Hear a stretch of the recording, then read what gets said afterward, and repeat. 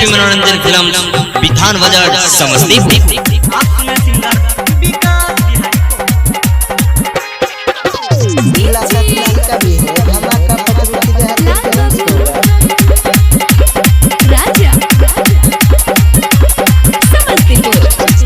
होठ काटला कहो गाल चटला कहो देखी क्या मजा लूटला कहोगे सुना ना है छौरी होठ चटला कहो गाल कटला कहो देखी क्या मजा लूटला कहोगे छौरा सब सन होय के गेलो जतोरे बजा के चहरलोगे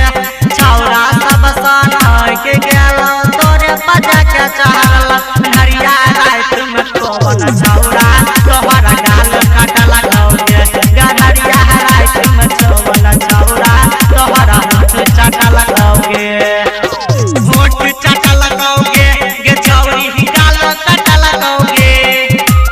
होठ चटला कहोगे गे छौरी गाल काटला कहोगे हरिया रात में कोवन छौरा तोरा से मजा लूटला कहोगे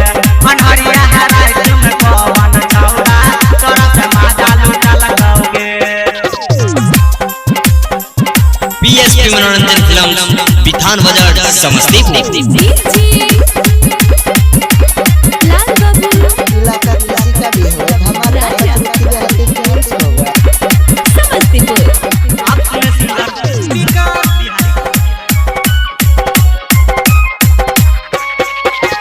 कासल छलो तोहर बदनिया लागे छो देखे में सेक्सी गे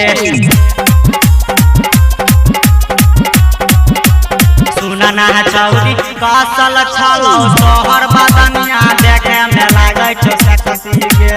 छौरा सबे मजा ललको पिलाई के तोरा पेप्सी गे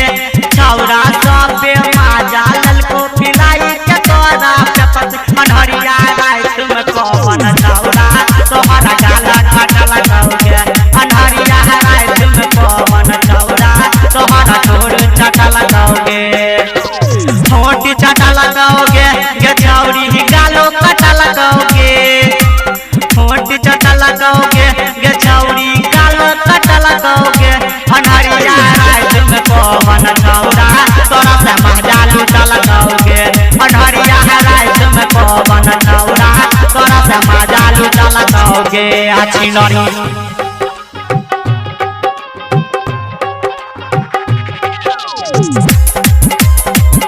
पीएसपी मनोरंजन फिल्म विधान बाजार समस्तीपुर।